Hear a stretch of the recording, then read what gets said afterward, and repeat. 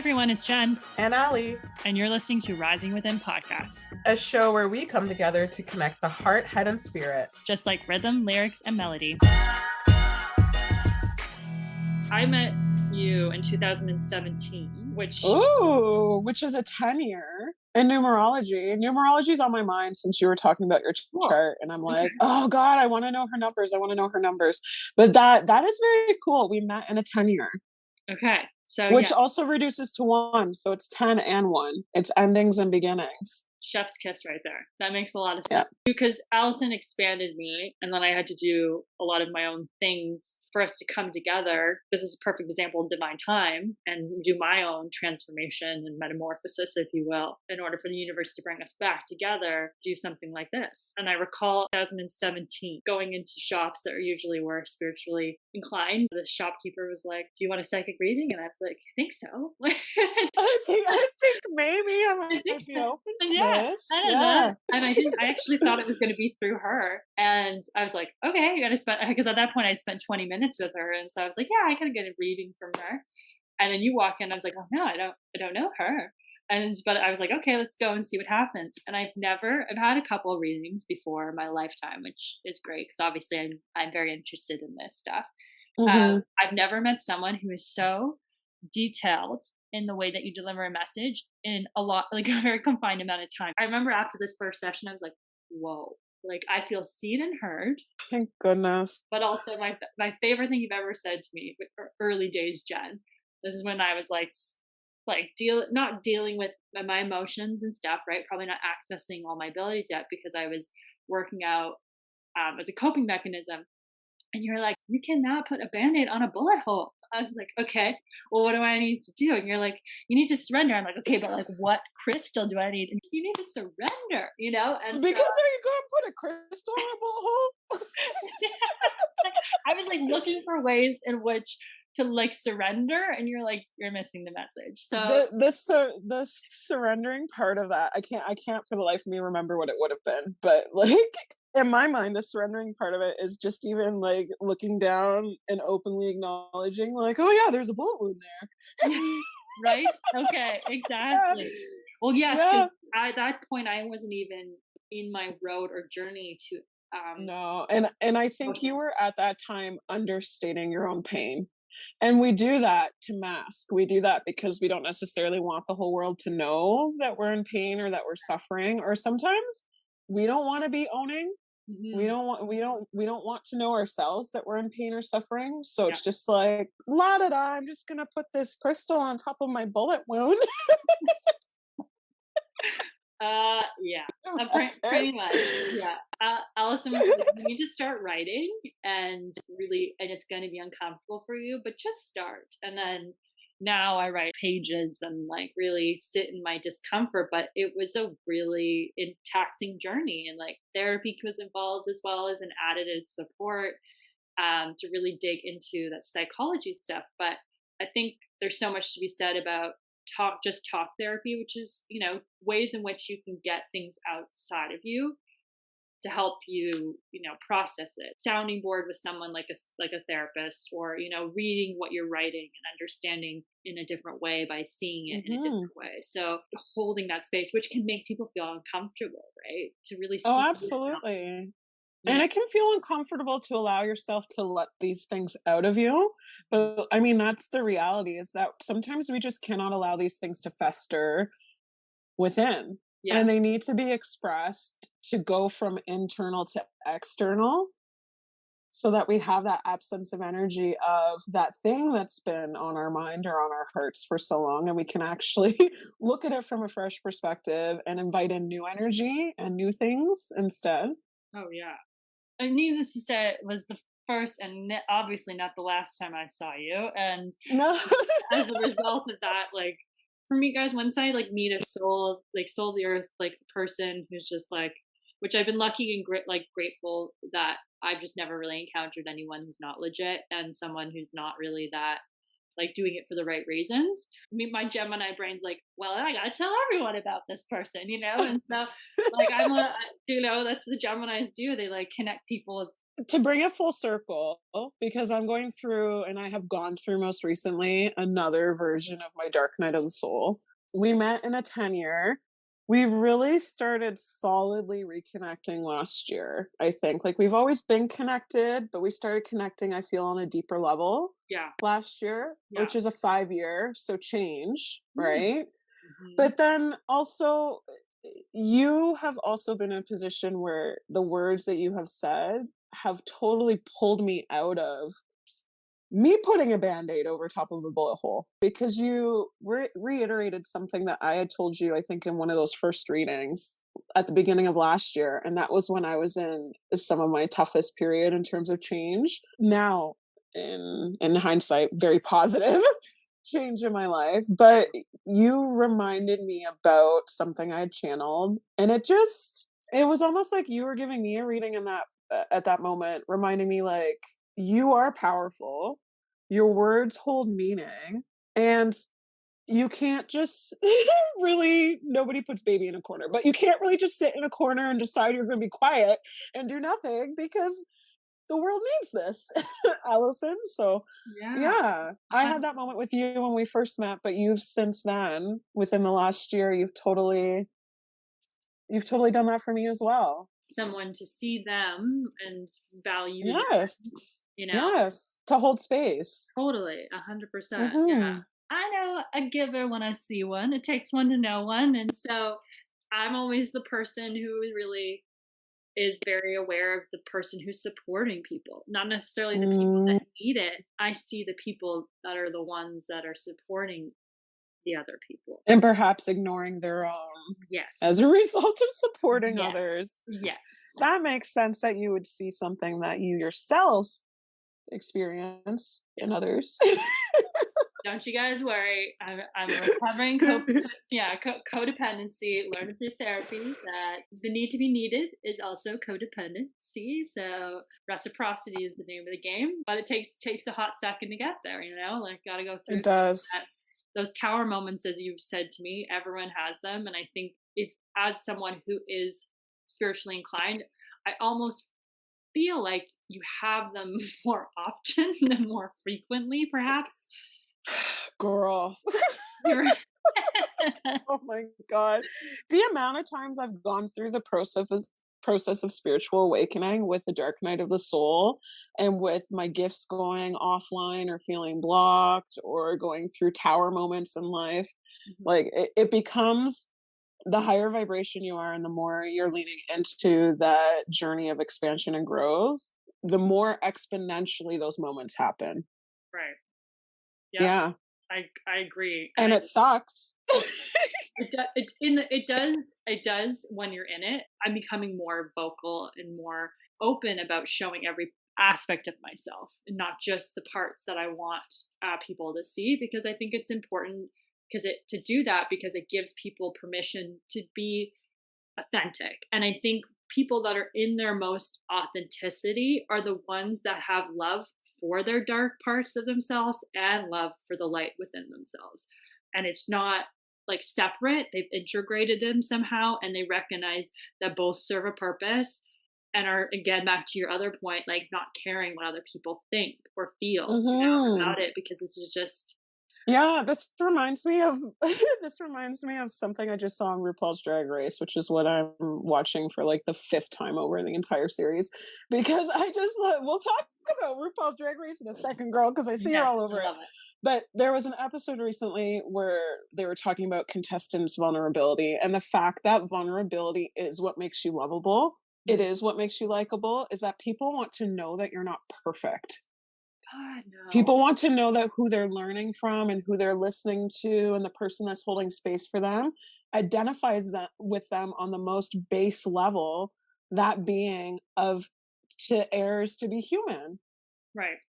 And to make mistakes. And that is just, and normalizing that for people, because I guess, polished aesthetic is a thing for people who are out there in terms of spokespeople. I suppose that's a choice for some people, is a very polished aesthetic, right? But the choice for people like you and I, and really at the end of the day, there is no choice, because in order for us to continue to rapidly expand, we have to live within our vulnerabilities, and Oh we yeah. have to Oh yeah. embrace that stuff.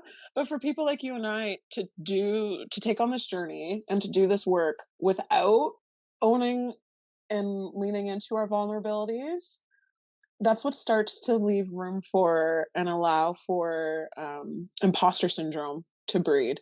Very good point. And just to say, like, you guys, that if you want to get further in your journey, the more healing you do, the faster sort of it kind of expands even further. We're both entrepreneurs here, and we're both trying to market through different social medias, and I won't maybe mention which one it is, but one of the platforms sort of provides this freer in my expression and able to sort of just I do both on both sides, but I think Hmm.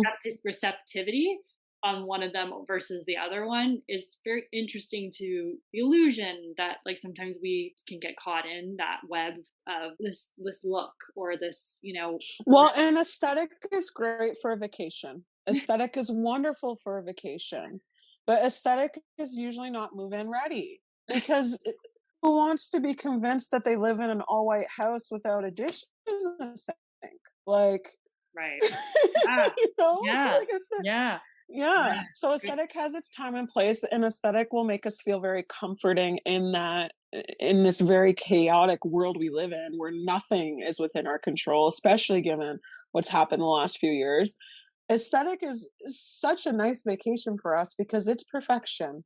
And it's like that field of snow where there's not even a print in it, and it's glittering, and it's, Yeah. but the reality is that there's going to be tracks in that eventually, or the snow is eventually going to melt, or change does happen. But Yeah. yeah, I can see why aesthetic is comforting. I'm just someone who can't live in that space personally, because I like to be I like to be messy, roll my sleeves up, get involved in things. Totally. I totally get you. I totally get you. And it's only really hurting yourself trying to attain something that doesn't really, like, who defines that? Who quantifies it, right? Like, So this is an interesting question, because it sounds as if we've been on parallel journeys in dealing with our own innate perfectionism to do everything perfectly the first time. But did you find yourself coming into spiritual awakening having to face that? Because I absolutely did. When we were talking about my mediumship opening up and how that was a journey of self-love, part of my journey of self-love was owning that I was a perfectionist, but also letting go of being a perfectionist and having to do everything perfectly. yes, absolutely. And back to the surrender. Like, that was very hard for me to surrender. Perfection was something that definitely has come up before. And I think that with how this year is, it's been very helpful for a lot of people, is that the structure has failed, right? This idea of like it being this typical 9 to 5, the way of like this linear way, which I think I always struggled with, trying to understand that the world is like this in some ways, like, and how do I fit in on that, because I'm not a linear conventional thinker in a lot of ways. And so that was probably where the motivation was for the perfectionism of trying to like attain something that I was never really supposed to be part of. Oh, to fit a mold. Okay. So I'm laughing at like spirits like we made you very different. And I like recently had told you, I was like, yeah, how much more different am I supposed to be here, right? But I don't think I ever really could ever fit in. And that was the struggle. But I definitely come from a very conventional family, so I don't want to speak on their behalf, but I identify as the black sheep. I am the youngest. I just kind of march to my own drum and my own beat in a lot of ways. And so trying to always carve out or pave a way for myself in a lot of the way that I'm operating. And astrology actually gave me that help in that basis. Like, I felt really seen and heard through that modality. The degrees are interesting in astrology, like 0 and 29. Like 0, they're like explanation points in someone's chart. So 0 can mean like a young soul. When you have that, you're kind of going to be separate from your family. Like it just is. Mm. Like, you are going to be doing something different than. It's the fool's journey. The fool has a Oh, dog by their side, but they don't have yes, their family. yes, It's not the 10 of cups. yeah, yeah, Yeah, exactly. And my son Gemini is 0 degrees, so it's like, there you go. right. So I am on this fool's journey, and I'm now owning it. And I also have Saturn in Capricorn, which if any millennial has this in different parts of their chart, you're either working excessively or you're not working at all. So it's like my life lesson in this lifetime is to find that middle ground. And if you're also, it's also combined because our generation with Uranus and Neptune. So three energies in a blender of like wanting to rebel against the system and then follow your dreams, but also work really hard. And so our generation and the millennials are so different in ways they operate. And having Capricorn in the eighth house, it's what psychologically your family puts on you. Capricorn's about work. So psychologically, I've taken that on somehow. So it's interesting. So the perfection is like always trying to do something or be valued for something, like my work, when really See, and you just said a few things that I have to comment on. One of the things you said is through discovery of your chart and these different aspects of always working or never working and all these different things that you said, you discovered your purpose was to find balance in those things. And we literally just said that earlier. I just said that earlier, that the whole purpose of life is to seek balance in fill in the blank here. Yeah. Here, that is the purpose of being here, is to seek balance in fill in the blank of your baggage or issues or whatever area of your life you're sitting in there. But also what's interesting is that my perfectionism is way more based in people pleasing than yours. But that makes sense for me because I'm a Cancer sun and a Cancer moon, and I have so much Cancer energy and water energy in my chart. I'm just such a nurturer that to me perfection has always been, if I excel and if I do something perfectly, it will make others happy. Huge, because each sign has a karmic lesson to learn to Cancers, and they love to nurture others, but like they're also here to learn how to nurture themselves, right? And we're not always so great at that part. Well, you guys are also ruled by the moon, so it's like whatever energy is in the sky, because you're so attuned, you're like, it could be a fiery moon, it could be water, it could be whatever. So they're just tuning into the energy that's up there. And so that's how maybe your disposition can change, you know, because it's like the tides ebbing and flowing. Ruled by the moon 100%. means that things will be coming and going constantly. Oh God, yeah, yeah. And the moon itself is such mirror energy, such water mirror energy. So you're just mirroring back onto yourself, your own shit. Yeah. A lot of the time, my goodness. Yeah, 100%. Yeah. Or I'm also a recovering people pleaser, but I think that's because Venus is connected to my sun as well. So I identify with how I can, because Venus is a planet that is to do with connections. Relationships, yeah. It helps me mediate between couples when I sometimes do sessions. I'm comfortable in that energy because as a Gemini, it appeals to my masculine and feminine side, so I can talk to each persona. The people pleasing is part of it, but that's not necessarily where my perfectionism comes. And I think you've said this to me before from when I was your client, where you're like, the work aspect can sometimes be my Achilles heel. I had to learn the hard way that you can work really hard at something and put all of your energy and everything into what you're doing, but if you're not balancing that within yourself, it's not going to come. Like, it's like, it doesn't matter how hard you're working or how dedicated you are to something. If you're not also putting that amount of level into yourself, you're in no receiving mode. That's the secret to manifestation as well. And a lot of people don't get it, is that you need to manifest on the 360. You cannot keep all your manifestation in one area of your life. If you're constantly trying to manifest physically, tangibly money, for example, I'm going to use that one because this is the biggest example. If you're constantly focused on your money, but you're not dealing with your self-care, you're not dealing with your home life, you're not dealing with career, which is associated with money and our means to the ends. Yep. And if you're not dealing with a plethora of your physical health, then the money's not going to come. And if it does come, it'll be like, okay, universe delivered, there you go, drip drop some money, but that'll be it. If you want to create a flow, tap into a flow and keep the flow going, you've got to be manifesting 360 in all areas. You know, it's kind of like the universe gives you these little signs when you're working towards something and you don't necessarily listen. They're like, cool, you're going to have to take a break now because we're going to Yeah. burn you out. What's so hilarious about that is that it's the opposite. When you're burnt out, and I know this because I am one of those people that Right. is constantly in a cycle of burnout. I'm either coming into or just coming out of. Right. But when you are that burnt out, there then is oftentimes absence of energy from the universe. And it's because the universe is like stillness, quiet, rest, being present in Right. this moment. Right. Which means that there's not going to be a whole bunch of abundance and flow that dumps on you. It's going to be like nice and quiet because that's what you need to do, is to rest. Oh man, I love it. Doesn't mean you're broken, doesn't mean you're not manifesting. It just means that you're not manifesting right now because you're not at 100 to be manifesting 100. Yeah. Do you want to be at 20 manifesting 20? No, thank you. I'd rather be at 100 manifesting 100. God, yeah. It took me a while to understand that too, because I think things that come on your radar, guys, I feel like usually are helping you along your journey and whatever you're trying to be interested in or whatnot. And manifestation is such a topic that I feel I've been very interested in and not quite always understood the concept of it.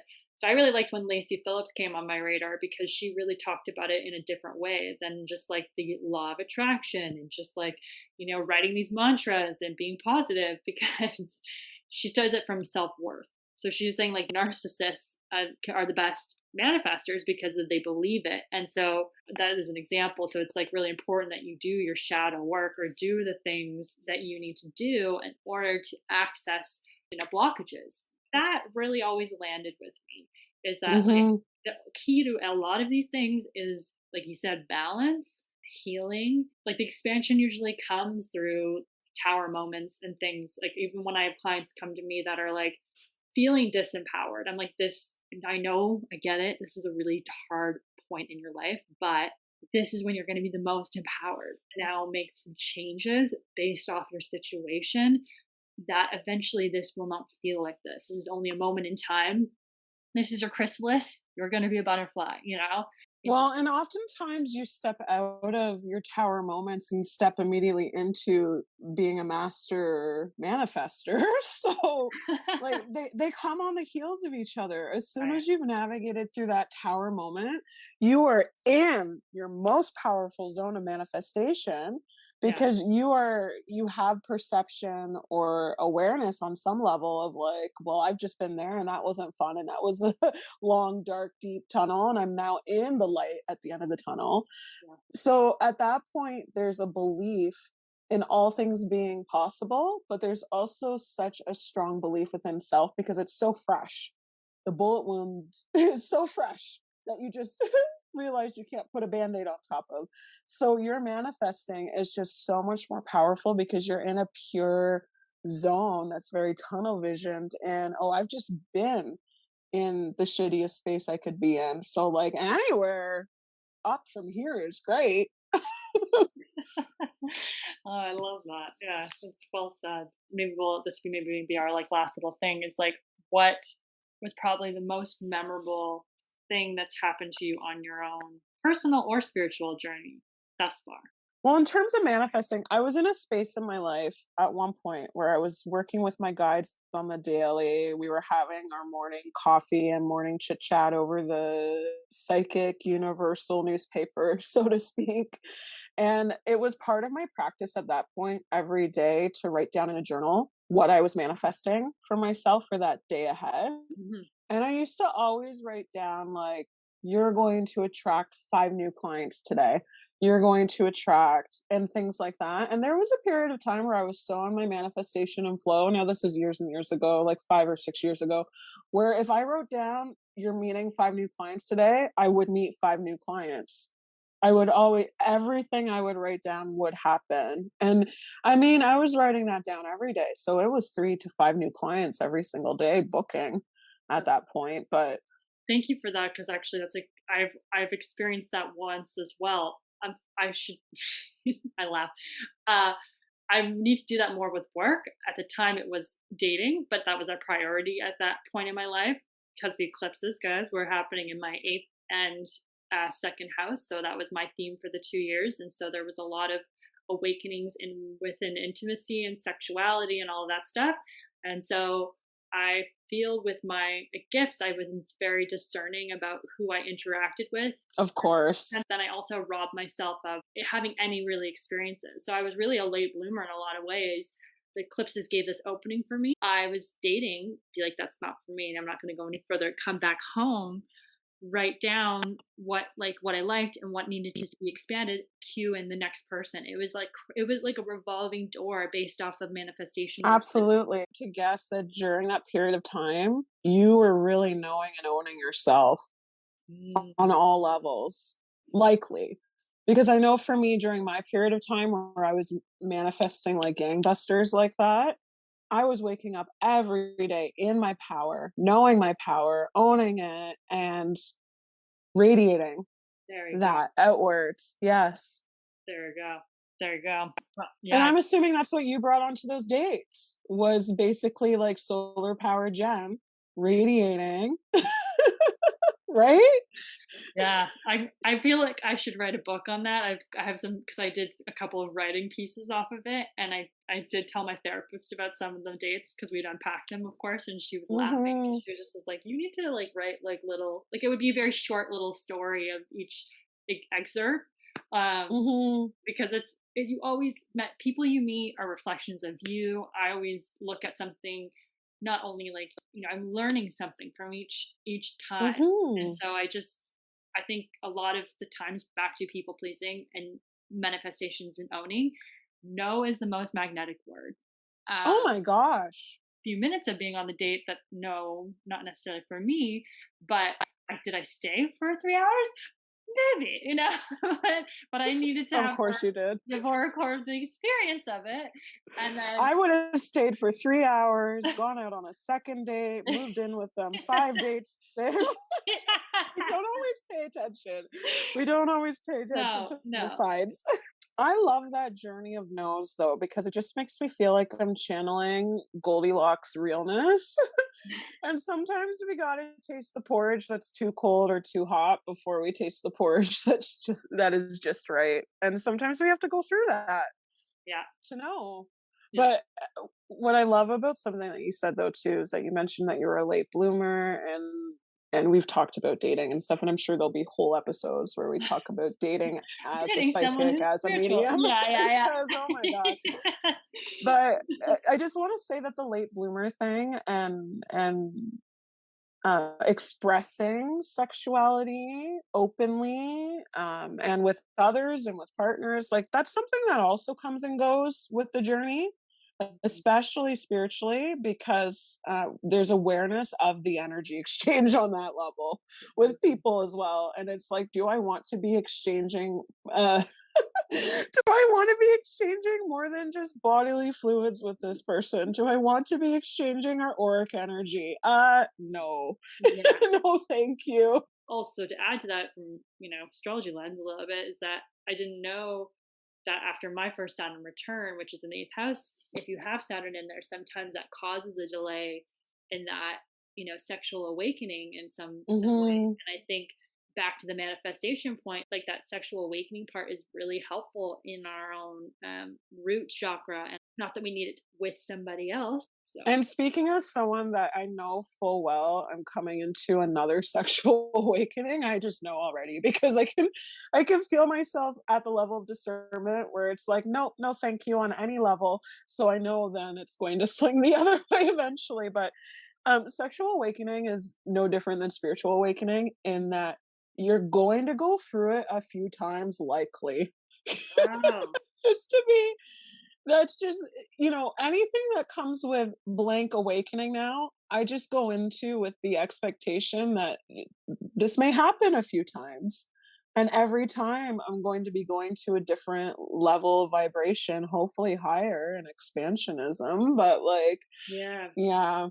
I love that. You don't just awaken sexually once in your lifetime. I don't think so, especially with puberty and learning about it when you're young. And I think that there's several awakenings to that and coming into your own. Especially, this is perfect with the energy that we're going into with this whole next 2 years. Like, there's very much the rise of the feminine energy, and there's also that, you know, Scorpio, which it can be associated with taboo things like sexuality, occult, all those things, and eventually it will transmute into wisdom through the darkness, but we got to go through some skeletons to get there. And then, you know, with the Taurus, it's like this replanting and receiving and what we value and trying to grow and foster something. So I can imagine that some people might be peeking into something. But what's interesting is that you just described that is the energy that's at play 360 for everybody right now. Me, yeah. Yes, absolutely. Yeah. Mm-hmm. Yes.